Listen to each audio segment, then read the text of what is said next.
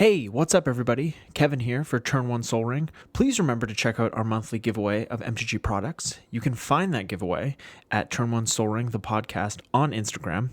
We appreciate each and every one of you. Now let's get to the show. Turn 1 Soul Ring. I pressed record, by the way, but that's okay. Nobody said anything awful. And even if we do, not that we do say anything awful. We never say anything awful. No. Ainsley's got her back. We're Yeah. good. We're good Canadian boys. Hi, We don't Ainsley. say anything awful. No, never. We're nice people. Yeah. I don't know about you, but I'm a nice person. Riley, only a bad person would say that. That's true. Yeah. Trying to cover it up. Just be a good boy. Be a good boy. Oh boy. All right, folks. Well, we're back again. I got to meet the president again. This is Turn 1 Soul Ring. I'm Kevin. And I'm Eric. And I'm Riley. Riley's back. He's here Back again. for a third time. Guess who's back? It's Riley. Tell a friend. All right. So today on the show, we are going to be talking about all the things that we skip over when we're playing Magic, especially multiplayer Magic. So we're going to be talking about priority, the stack, and the phases of a turn, and whatever else comes up in our conversation. Yeah, obviously playing in paper, we don't have like something to say when a trigger happens and stuff, so we kind of go by things quite quickly sometimes and just like let things go. So Yeah. this is really interesting. Yeah. Yeah, and I think we tend to play a little more just in our little closed meta here. We tend to try to play a little more. Quickly. Well, we do play quickly, but we Yeah. also try to keep these things in mind when we play. Oh, sure. Yeah. Because I do think knowing these things makes you a better player. But I know when I go out into the wild to play at a casual commander event, there's less of this, right? And I you do have to, if you're more oriented to these things, you will find yourself just kind of making people take some steps back sometimes, kind of do things in the proper order, because it does matter. Certain things interact in certain different ways. You really don't see them sometimes, and really taking things step by step in terms of like how mechanics work and how the turn order works and stuff can kind of change how you think some things may work. Yeah, for sure. Yeah. And there's lots of cards throughout Magic's history that do weird things at weird times in the turn, and understanding the core concepts and the core rules of the game is a good way to kind of give you an idea of, or give you that edge in how to understand when the best time is to use those cards. Yeah. Yeah, absolutely. Someone brings in phasing, you're like, what is this?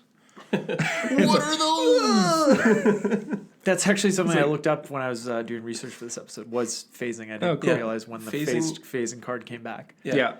That's during the untap step. Yeah.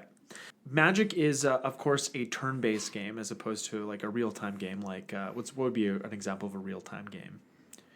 Call of Duty. Yeah, Call of Duty. Yeah, I can think of Good. video games. I can't think of like a board game that's not turn-based. I think basketball is like a real-time Spoons? game. It doesn't Yeah. have to be a. It doesn't have to be a. Spoons is pretty real time. You betcha. I love some spoons. So before we're gonna talk about just like the phases of a turn and break them down. But before we do that, we want to explain what the stack is and what priority is and how they work. Why don't you guys get on that? Sure. Well, when we're talking about priority, this is really the right a player has to play a spell or ability or take a special action. So players with priority can add as much as they want to the stack.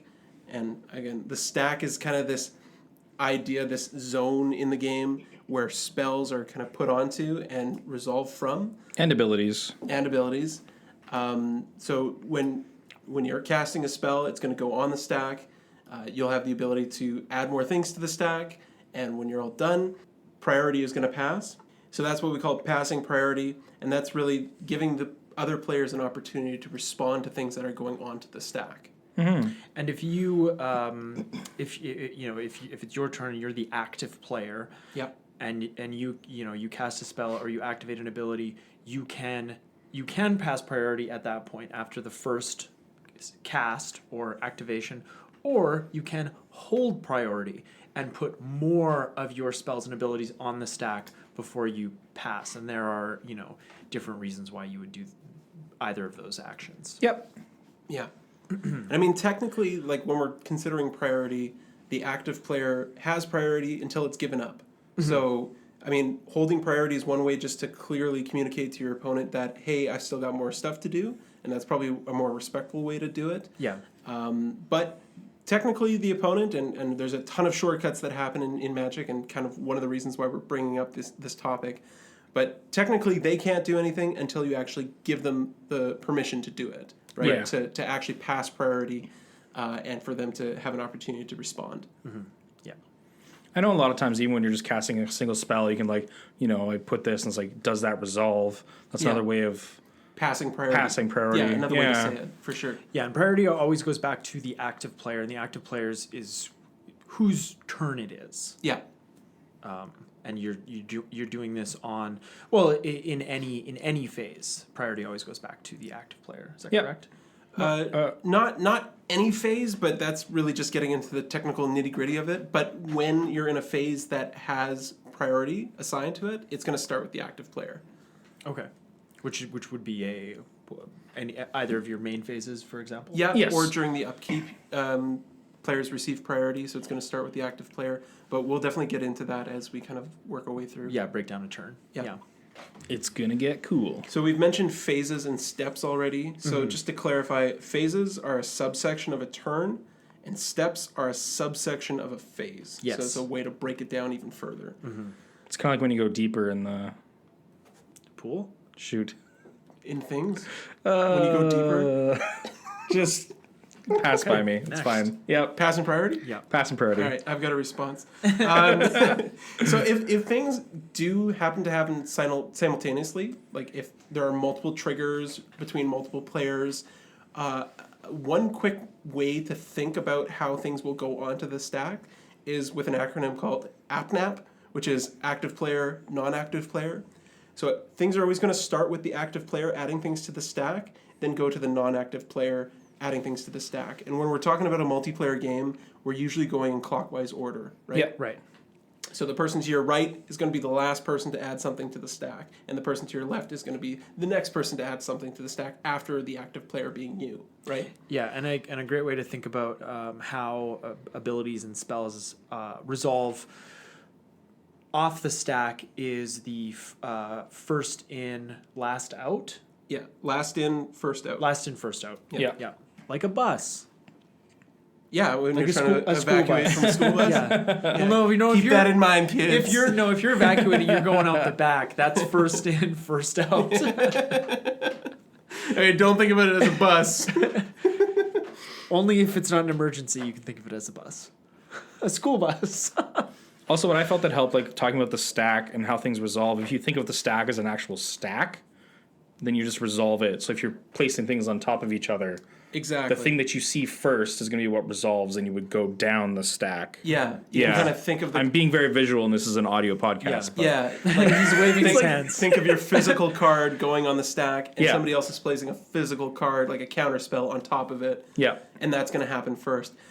It gets a little complicated when you start talking about activated abilities or triggered abilities, because those will also go on the stack, but there's no physical, tangible We representation. don't have a way of that. putting something on there. So Yeah. that's when it becomes more of a mind game, and the stack becomes more of a hypothetical zone. Which it is. Yeah. All right. Should we talk about the basic turn structure? Yeah, let's break down the turn for sure. Okay. So to start, we've got the beginning phase. And again, these phases are broken down further by steps.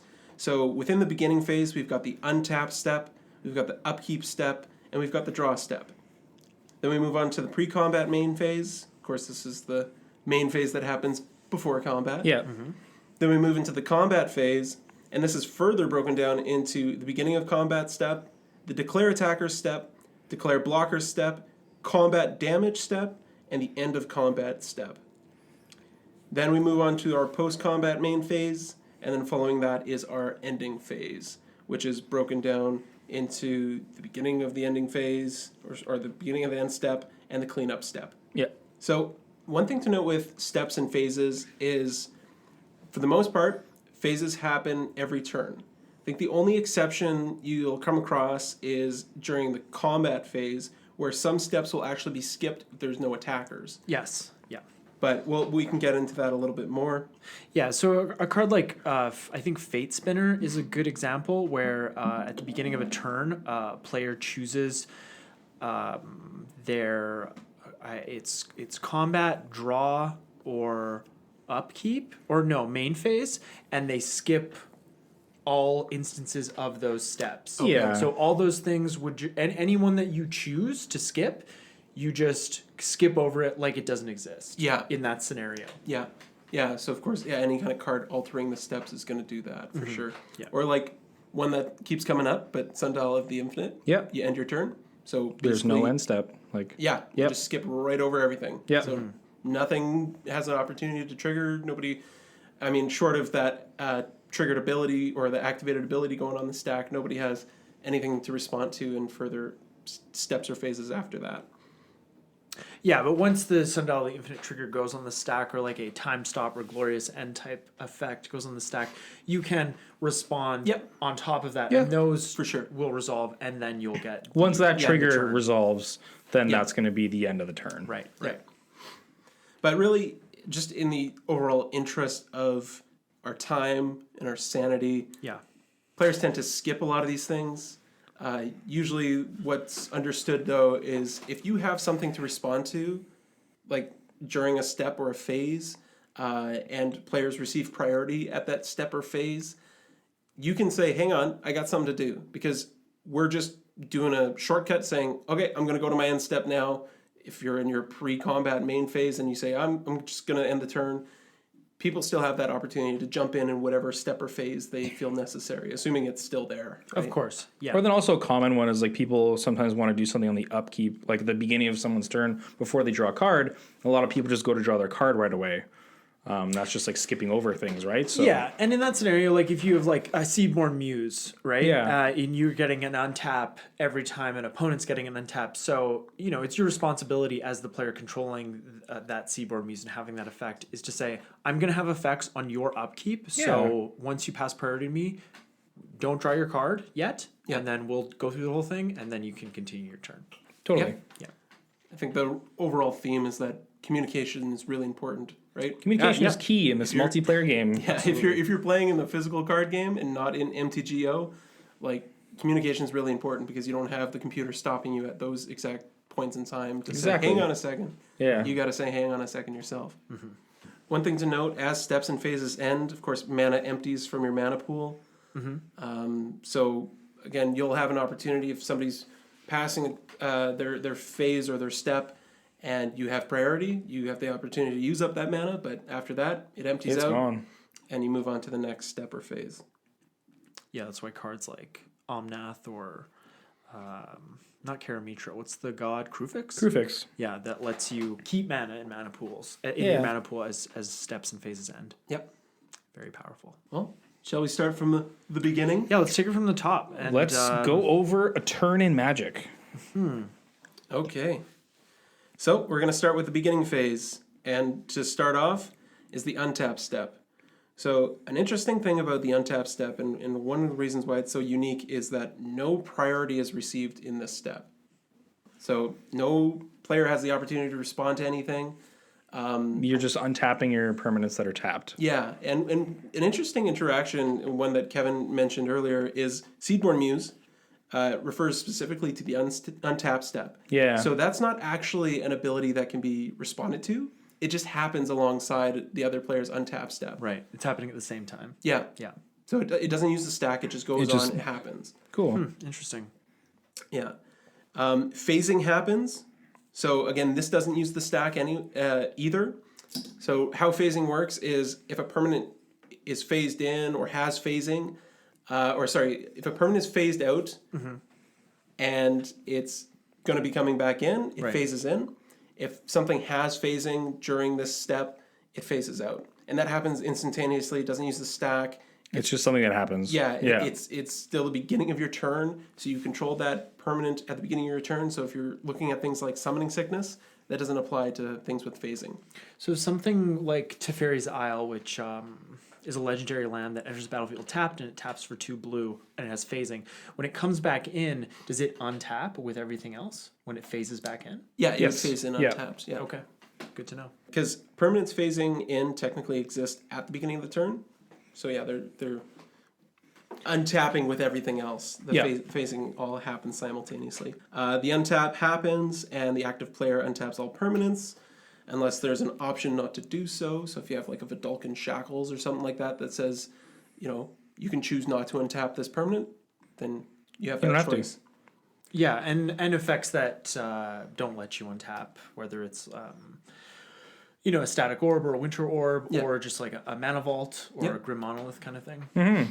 With and I had while we're on the topic of untap, mana vault is mana vault's kind of interesting because it's concerned with paying that cost during upkeep.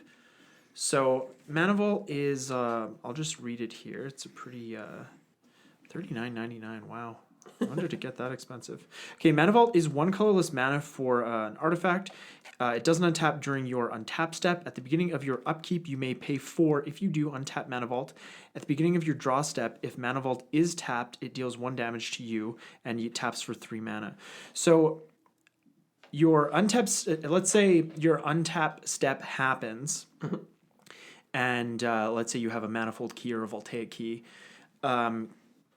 At your upkeep, can you use that? I know we're kind of jumping ahead here, but can you use the Voltaic Key to untap the Mana Vault during your upkeep? During your upkeep? Yep. Even though it says like at the beginning of your upkeep? Yeah, so this is an interesting example because Mana Vault happens over all 3 steps of the beginning phase. Right. Right? Cool card. So during the untap step, it stays tapped, assuming it's tapped, right? Right. There's no priority exchange. There's no opportunity to untap it during the untap step. At the beginning of your upkeep, it has that trigger, right? So you have the opportunity to pay 4. Or if you have a Voltaic Key, the Voltaic Key would have untapped during your untap step. And then you have the opportunity to pay 1, untap your Mana Vault with the Voltaic Key. Yeah. And then it also checks at the beginning of your draw step. So that's a whole other step after the upkeep. Right. So, and if if you use the key to untap it, you don't take the damage. Right. Yep. Okay. Good. Yeah. That just thinking about that. It's a really cool card though for this whole situation. Yeah. It's a perfect example. Yeah. So then, as I mentioned, go to the upkeep after the untap step. So this is where the active player receives priority. And anything carried out from triggers that happen at the untap step will trigger and go onto the stack. And then priority is passed. Yep. Yep. I think that's pretty straightforward. Yeah. Yeah. I mean, like you could have a bunch of triggers and people can interact with them. Like it can get very complicated. Yeah, it's really the first opportunity in a person's turn to be able start to do something. Interact with the person and the turn. Yeah. Then the last piece of the beginning phase is the draw step. This is where the active player draws a card as a turn-based action.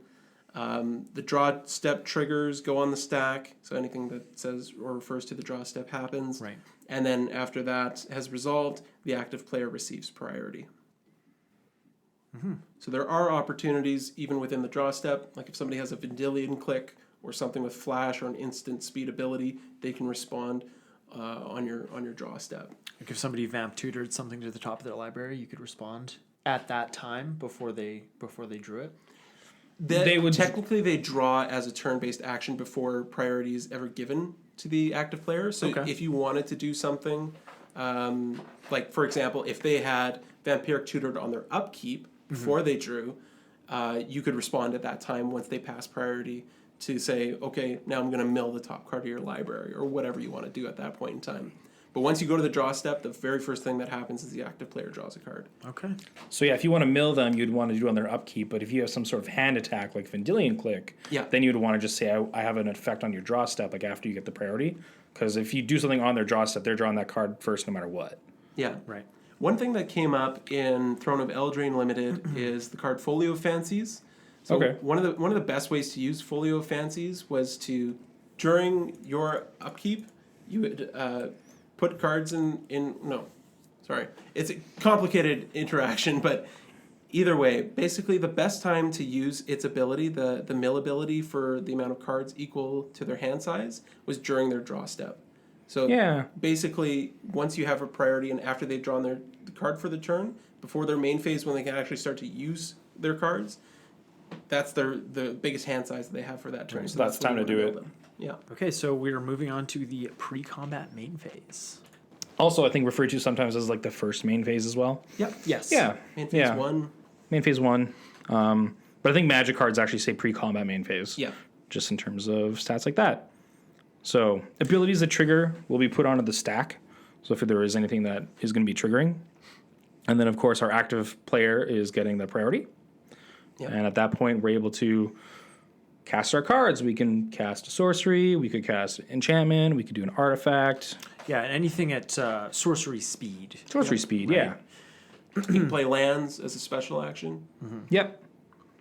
Yeah, usually probably, in a lot of cases you want to wait till your second main phase to do that. Not necessarily. I mean, sometimes you need to play. You need to play lands to play cards, but yeah. Yep. Depends what your strategy is at that point in time. Of course. Of course, lands don't use the stack. It's a special action, so it just skips right on past that stuff. Yeah. But really, I mean, the only time you can play a land is when the stack is empty. So it still cares about the stack, but it doesn't actually use the stack. Mm-hmm. Also, a little thing about priority in terms of if we do cast something. So say we have an artifact with like an activated ability on it. So if I cast the artifact and then nobody responds to it, then it resolves. And because I'm the active player, I get priority first. So I'm actually able to use that artifact and tap it and use its ability before anyone's able to respond to it. Yeah, and same idea for planeswalkers as well. Really, any kind of permanent with an activated ability coming in, unless there's a triggered ability happening from that entering the battlefield, you're gonna have priority to be able to use it first. Yeah. Yeah. So I mean, of course you'll receive priority even when that trigger happens, but you'll have to pass that priority before you can actually, use your planeswalker, for example. Yeah, so because I know early on I was we did have situations where it's like, I can blow up something before you're able to use it, and it's like it's not quite how it works. That's not quite how that works. You don't have priority. Yeah, you don't have priority. Yeah, I have priority. It's my turn. Me. But once the stack is empty and priority is passed in succession, meaning nobody has any responses, Right. then it proceeds to the combat phase. Oh, this is a good one. Oh, this is where it gets spicy. Yeah. Yeah, I guess the reason they do the pre-combat and post-combat wording on cards is because you can have multiple instances of main phases on a single turn, with like extra combat step cards. Yeah, like Relentless Assault and things like that. Yeah. And there's cards that refer specifically to pre-combat main phases or post-combat main phases. Mm-hmm. You've got things like Carpet of Flowers that cares about your main phase, but a specific main phase depending on which one you choose. It's a weird card, but it cares that you've used that ability during that turn or during that phase. Yeah, like Coalition Relic wants you to remove the counter in your pre-combat main phase. Yeah. So you have to use that before you're attacking. Yeah. All right, so to start off the combat phase, we have the beginning of combat step.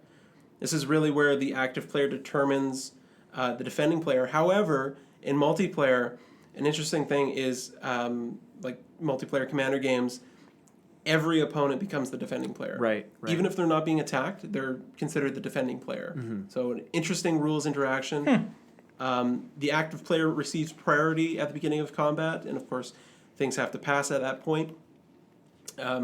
This is when you would tap down creatures, things like that. Yeah, so if you have like an Icy Manipulator or something like that and you want to use it, this is where you'd have the opportunity to tap down their potential attacker before they actually declare their attacker. Right. Then we move on, assuming that priority has been passed. Right. We move on to the declare attacker step. If there are no attackers that are able to be declared, this step will proceed right past the blocking step and the damage step and go to the end of combat step. So that's one instance where sections of the combat steps will be totally skipped. Yeah. But assuming you have an attacker or a legal attacker, the active player decides how and who their creatures will attack the defending players. Mm-hmm. So they can split up their attacks in multiplayers, in multiplayer. Or even in 1v1, sometimes you would attack planeswalkers and players. Yep. Yeah. The active player after that receives priority, and any kind of trigger that refers to when a creature attacks will trigger. And any attacker at this point that's put onto the battlefield attacking after this trigger will actually miss this trigger. So if something refers to when this creature attacks, if it's put on during this step, tapped and attacking, tapped and attacking, it's going to miss this trigger.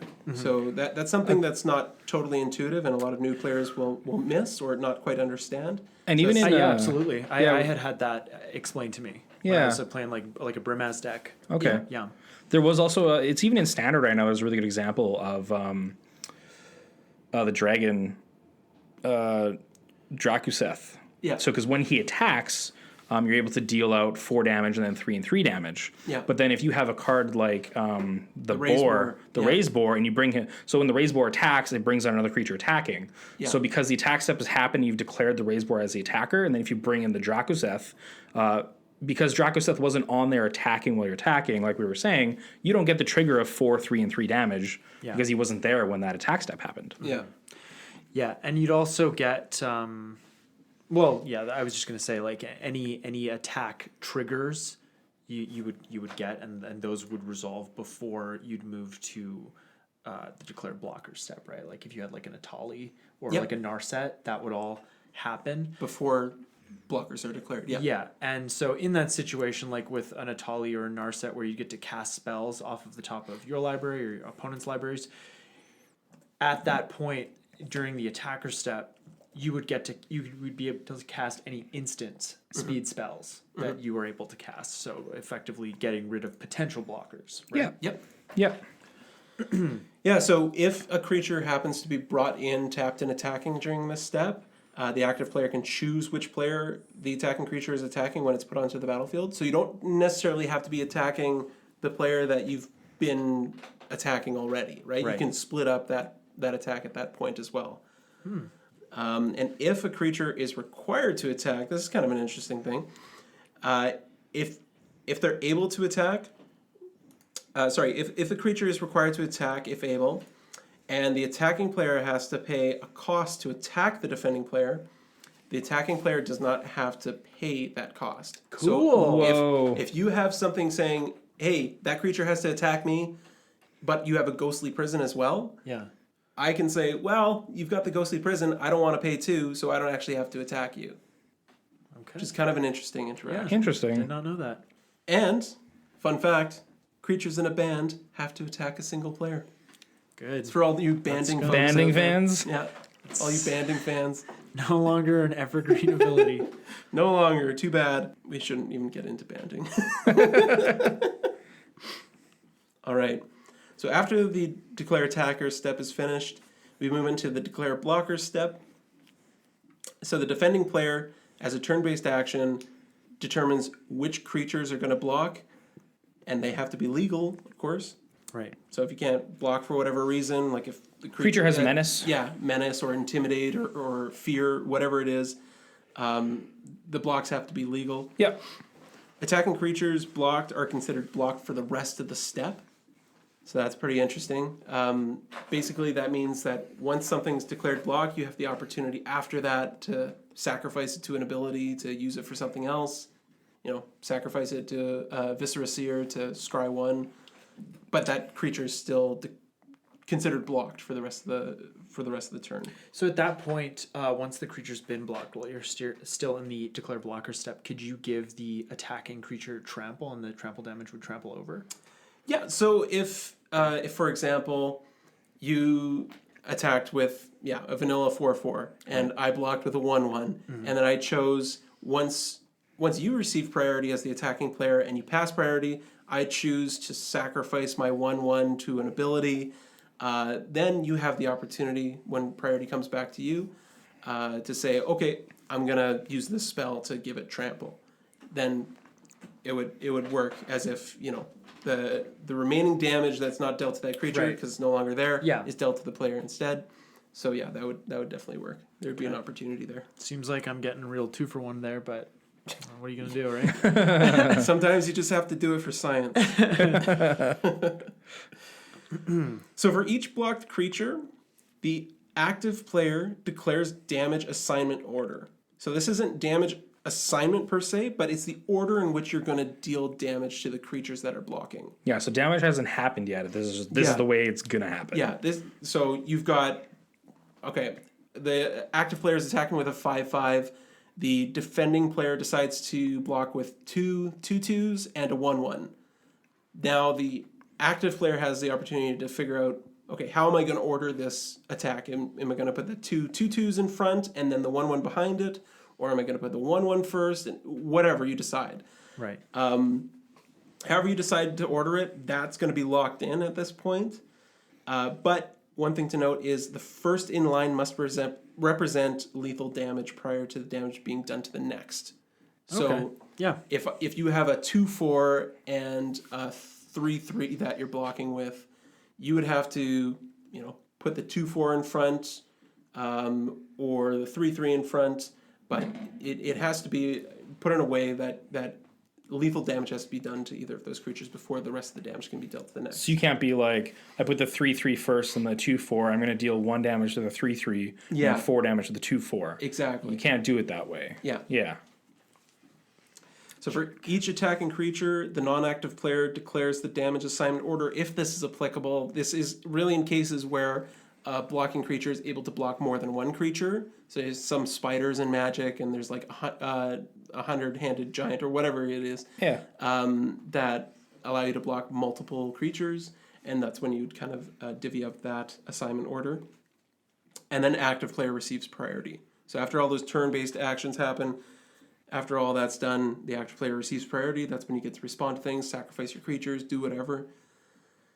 But once that's all done and priority's passed, you move on to the combat damage step. So now that everything's laid out, now things take damage. Yes. Yep. So at this point, you've already decided as the active player what order you're going to be dealing damage in. So one thing to note, I guess, in the declare blocker step, if you put a damage assignment order in, say, you block that, or you want to deal the damage from your 5/5 to that 2/4, and then to that 3/3, and then your opponent says, okay, during your opportunity for a priority, I'm going to play a giant growth on my 2/4. Yeah. Now you can't go back and switch it so that you deal the damage in the damage step to the 3/3 first. You have to deal it all to that. Well, now it's a 5/7. Yeah. So you have to deal it all to that instead. Yeah, you're locked in. You're locked in. You're out of luck. But at this point, the active player decides how each attacking creature assigns their combat damage, and it's done simultaneously considering the damage assignment order. And enough damage to destroy each creature is required prior to assigning the damage to subsequent creatures. If you have Death Touch, so if your 5/5 has Death Touch and they went and tried to be fancy by giant growthing that 2/4, you can just divvy up that damage as you would. That's fine. Yeah, you can say, okay, great, this is now a 3-for-1.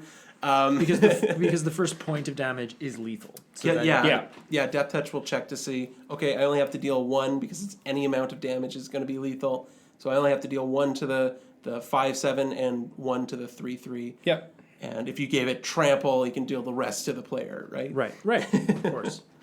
And so dealing with that whole situation, just to clarify, when you choose, if your guy already has trample and death touch, when you choose the order of the creatures of what you're hitting, you're not at that point being like, I'm only dealing 1 damage to them. You don't say that at that point. You're just putting the order of the creatures that you're dealing damage to, and then you're waiting until this damage step to worry about the single damage. Yeah. And this point, too, is when abilities like First Strike and Double Strike would have an effect. Yeah, so the interesting thing about First Strike and Double Strike is they actually create additional combat steps. Right. Or combat damage steps, I should say. Yeah. In that, of course, First Strike damage will happen first. Or in the case of a Double Striker, it has First Strike damage. And regular damage. And then an additional combat damage step will happen after that. Right. So once you've determined how you're going to assign your damage in the combat damage step, it goes straight to dealing that damage, and it's all dealt simultaneously as a turn-based action. So there's no opportunity to respond to this. No, it doesn't use the stack, right? At this point, you can't say, okay, now that you've assigned 5 damage to, or now that you've assigned 4 damage to my 2/4, you can't go ahead and giant growth it now. No. You had to do that in the previous step. You're locked in. Yeah, You're you're locked locked in, but This is I don't happening. know why you double blocked a 5/5 depth toucher anyways, but Hey, you wanted to be This locked is our in? scenario. alright. And then following all that damage, the active player again receives priority. And as we mentioned, first strike, double strike, that would create an additional combat damage step. Yeah. Other things to note, because damage happens all at the same time. So if we have creatures that have lifelink, this can hit a situation where you may have a lethal attack on somebody and put them to like -2 or -3, but because of their lifelinking creature also deals the damage at the same time. And if it's a 5/5, you're gaining 5 life. So in the end, they don't like go to -2 and then like the lifelink doesn't happen. It all happens at the same time, so you're just going to be put to 2 health. Yeah. And changing that scenario a little bit, if some of those creatures have first strike, then that happens first, and you don't get the lifelink. You don't get the lifelink life gain damage from your blocking creature, so you die. Exactly. If that first strike damage was enough to be lethal. Yeah, But so if it's I've all been in first strike, situations like yeah, that, Yeah. exactly. where I've been blocking with a worm coil engine, and just first strike gets me actually. Get some good. Yeah, because of course, like state-based actions are only going to check after the Everything is resolved. Turn-based action resolves, or the ability or the card resolves, right? Yeah. All right. Then to finish it off in combat, we have the end of combat damage step, and there's no turn-based actions during this step. Once it begins, the active player gets priority, and any abilities that refer to expiring at the end of combat will happen during this step. Yeah. So if you had something like, what is that enchantment that for 0 you can untap and remove something from combat? Reconnaissance. Reconnaissance. So Love this that is card. the opportunity where you can use reconnaissance as kind of like a pseudo-vigilance. Mm-hmm. Because it's already dealt the combat damage, so now you can just untap it, remove it from combat during the end of combat step. Yeah, I use it in my Narset deck, but it's more often to protect her from combat damage because she has first strike and everything, but she's only a 3/2, so Yep. I just want to get the attack trigger and then just remove her. Yep. Also, Maze of Yeah, Ith is good for that too, if you Sure. want to save your own creature. And because first strike creates that additional combat step before you go to the next combat step, the combat damage step, you have that opportunity, that priority to respond and remove her Yeah, after she's already dealt her damage. some pretty good tech, I gotta say. All right, that's the end of combat. Hey. So, just like before, we go to another main phase. Post-combat main phase. Here it is. I think this And, one happens a lot like the It's- first one. It's largely the same. Pretty much the same, unless you've got something that specifically refers to the post-combat main phase. Yep. And then And then it's the end for all We're coming of to us. the ending phase. ending phase. Yep. It's the end of the world. It's the 5th and final phase of a turn. So to cap off, we've got the beginning of the end, which is the end step. So the end step is the first step in the ending phase. And in most cases, but not all, it's like the last opportunity for a player to perform actions before the next turn. Yeah. There's no turn-based actions. Basically, as soon as it starts, the active player receives priority. And if anything that triggers at the beginning of the end step enters during the end step, it won't actually trigger until the next end step. So you've got stuff like Mimic Vat, for example, that refers to the card being sacrificed at the beginning of the next end step. If you activate Mimic Vat on the end step, it's going to look at the next end step. Yeah. Yeah. Miss Meadow Witch is another card like that. Yeah. The end step doesn't back up to resolve these kind of abilities, so that's why it just continues on until the next turn's end step. Then, interesting is the cleanup step. So there's some fun interactions that can happen in the cleanup step, but for the most part, this is really just the final piece of the turn that's looking at all the pieces of the game just to resolve them and put them back to normal, so to speak. Right. So it's the final step in the ending phase, and this is where the rest of the effects that happen at the end of the turn are resolved. The active player discards to hand size. It's a turn-based action. It doesn't use the stack. Simultaneously, all damage that's marked on permanence is removed, and all those end-of-turn effects end, and it doesn't use the stack. So normally, nobody receives priority during the cleanup step, but this can change when the game checks to see if there's any state-based actions or triggered abilities that are waiting to be put on the stack. So if a triggered ability is put on the stack, the active player receives priority, and once the stack is empty and players pass, a new cleanup step will begin. Okay. So a really interesting interaction, one of my favorite interactions with the cleanup step, is the Gitrog monster. Yes. Tell us. Yeah. So during the cleanup step, say I have the Gitrog monster in play, and as I go to discard to hand size, I have 9 cards in hand going to discard to 7.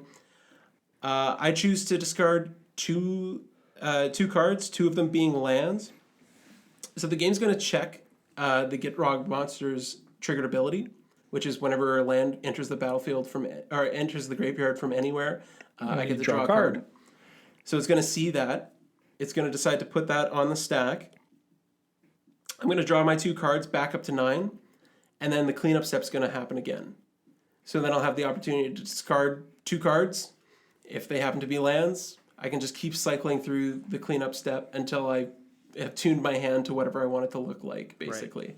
Right. Assuming Nifty. I have enough lands to cycle through. Yeah. But once I've discarded down to hand size and there's no triggers on the stack, then it moves on to the next turn. Yeah. What a great commander. That's why he's tier 1.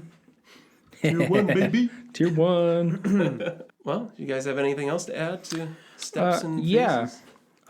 Just to talk about some other like interesting ways that Magic can work. So I had this really interesting situation that I looked up onto, and so we are the player that's going to own both of these permanents. So one of them being Gira per Orrery. So it's a 4-mana artifact. Each player may play an additional land on each of their turns, but the thing that we're going to be looking at is at the beginning of each player's upkeep, if that player has no cards in hand, that player draws 3 cards. Mm-hmm. Now, the other card is Wheel of Torture. During each of your opponent's upkeeps, Wheel of Torture deals 1 damage to that player for each card fewer than 3 in his or her hand. So now, if we go to... I'm passing my turn to Riley's turn, and you have 0 cards in hand. Now, because I am the owner of both Gear per Orrery and Wheel of Torture, they're both my permanents. So how both of these triggers go on the stack at beginning of turn, but because they're my permanents, I choose the order of which they go onto the stack on the beginning of the turn. So if there's nothing, let's just say nothing else is going to happen, it's just these 2 triggers, I can actually choose to have Wheel of Torture. So the Gear per Orrery is going to go on the stack first, and then the Wheel of Torture is going to go on the stack second, meaning it's going to be resolving first. So now I'm making sure that Wheel of Torture deals 3 damage to you, and then Gear per Orrery is going to resolve, and you're going to draw 3 cards. Yeah. Yeah. Okay, cool. Yeah, I didn't know that about like when you own the permanents, you get to decide. Yeah, so even though the permanents are happening on your upkeep triggers, Right. they're still my permanents, so I'm able to choose how the permanents resolve, which I thought was pretty interesting. So Yeah. That's pretty sweet.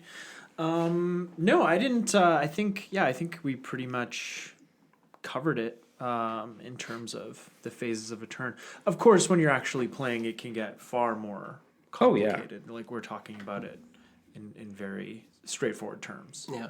Yes. But of course, looking at rules is always interesting for Of me. course, yeah. There's always these little rabbit holes that I find myself going down into. So I did pick out a couple other interesting side notes. I love stuff like this. So if you have multiple instances of extra turns, the most recently instance happens first. So like the last extra turn ability that goes onto the stack and resolves is going to be the first turn to resolve. That's why if you like reverberate someone's Time Warp, you get the next turn. Yeah, because it's the most recent copy. And that's kind of cool because that is how like the stack resolves, but because these are like extra turn spells, like what if some happens at the first main phase and some happen at the second main phase because they're happening later, those ones happen first. Yeah, so it's like even throughout a turn. Yeah, the game will check to see at what time those abilities resolved. Yeah. So kind of like an extended stack. Yeah, exactly. Again, you just always got to remember which ones were put in that stack visual. Yeah. It's called the stack. You gotta visualize it. You gotta see it in your mind's eye. Yeah. Jenga. Stack it. Well, Jenga's the opposite because you want to take from the bottom and put on the top. Yeah. But Kevin mentioned it earlier. If something tells you to skip a step, walk right past it as if it never existed. So just forget about it, move on, get on with your life. Yeah.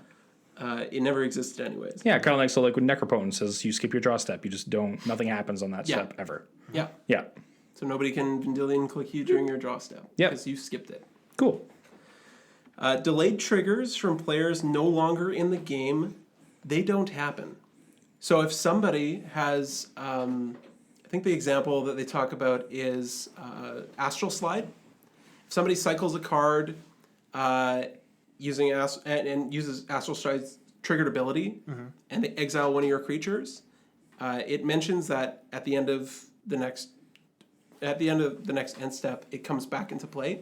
If that opponent or that player happens to leave the game before that ability happens, it will never happen. So that creature's just gone. Oh, that makes conceding for spite so much more spicy. I know. I thought you'd enjoy yeah, I love that. And another interesting thing about players leaving the game, if a player leaves the game during their turn, the turn actually proceeds as normal without an active player. So it still goes through all the steps and phases, but just with no active player.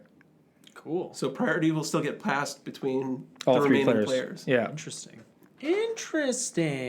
So those I are also my find fun the facts. delayed triggers thing really interesting because on an episode that we were talking about the new Perforos with Bear of the Heavens, Yeah. because how the triggers end up working, because it's at the end step that he goes away, and then but his trigger is also at the beginning of the next end step that everything gets destroyed.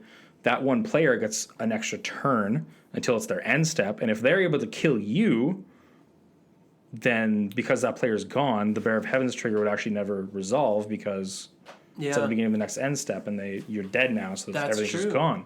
You still have a chance. So you still have a chance. Hey, Santa got a chance. I don't think I've ever seen anyone play Bear of Heavens in Commander. I've only seen it online. Yeah, I think it was like Commander Clash. There was a Commander Clash where I think it was Krim actually did it. Yeah, Of course, you're going to do that. it was pretty funny. That being said, as well, talking about all of these turn order things and triggers and stuff like that. If somebody is looking to learn Magic and like want to like play it better, if you end up playing MTGO, it's actually a good way to learn Magic because it makes you like it has stops and it makes you go through everything in like a turn order. And so it's actually pretty good for learning more of like how a turn actually works in Magic as well. Getting you to go through the steps all the time and having to respond to like everything that happens because that's kind of how Magic actually works. Yeah. We're just skipping through it all. So And that's definitely for me one of the ways that I learned more how to visualize the stack is playing MTGO. That definitely helped me. yeah, cool. Hey kid, I'm a computer. Stop all the downloading. Oh boy. All right, guys. Well, I think that's it. I think that's it. I think that's the end of my turn. Pass. This is great. Pass priority. All right. Well, we really hope you enjoyed this this very educational episode of the show. Thanks for joining us, Riley. Yeah, man. Yeah, thanks for coming. This was fun and very. Even I learned stuff today. Yeah. There you go. Yep. Yeah. Learning. There's all those little nuggets that you can find in the Oh, yeah. comprehensive rules. Totally. Magic is just so expansive. There's always something to learn. Yeah. Chicken nuggets and some honey mussy. I like their forget about spicy my- sriracha stuff. I Don't like forget about my honeydew. Dewey. They've got like this habanero sriracha stuff. It's pretty Oh. great. Where's that? McDonald's. Oof. Man, it's crazy. You can get 10 nuggets at Burger King for $2.99. What? It's Yeah, crazy.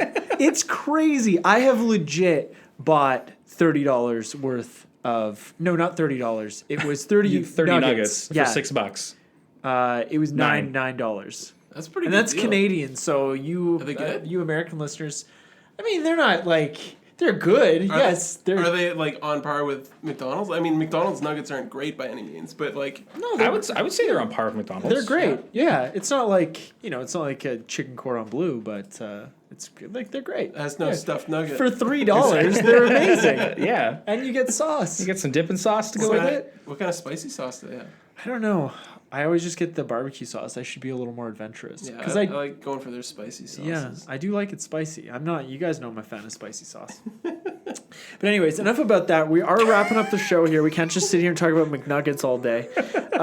We want to thank you all for listening. Again, go and rate and review us on iTunes and wherever you listen to the show. You can find us on Instagram at True and Soaring the Podcast, where we're doing our March giveaway right now. So if you like mystery boosters and foil signets, go and check that out. And please get in touch with us on any of the podcast platforms. Let us know what you think of the show. You can also find us on Patreon at Turn 1 Soaring the Podcast, where Eric and I have been doing a lore series, and you can check out all our tiers if you want to throw us some money. Riley, what's your social media situation? Yeah, you can find me at Twitter at RylesDayton and on Instagram at Riley_Dayton. That's right. I like your Instagram picture. It's like a sketched picture of you. Yeah, that was my D&D character. Yeah. Oh, nice. He was based on my exact appearance. Yeah, well, it's I could tell. Yeah. What class were you? I was a cleric, and I had a corgi familiar. Ooh, Oh, that's great. His That's name was cool. Frankie. It was great. I like it. Nice. When I played Pathfinder, I was what was I? I was some kind of healer, some kind of elf or something. And I had a crocodile familiar, and then I had a rock which I could ride. You know, like the rock. like the bird. Like the Yeah, bird. like a Yeah, bird. the large bird. Yeah, like- not yeah. the ROC. stone. ROC. ROC. Not a When fly. you first said rock, I thought of like a rock. I rode a rock. Yeah, I was like a lumberjack, like dancing on the rolling rock. But anyways, yes, thank you all so much for listening, and we'll talk to you again pretty soon. Very soon. Very soon. Yeah. Fairly soon. Next Monday, unless you want to go back and listen to old episodes, then Do it. That can always be fun. at your leisure. All right, Thanks, everybody. Talk to you later. Bye now. Bye. Turn one soul ring.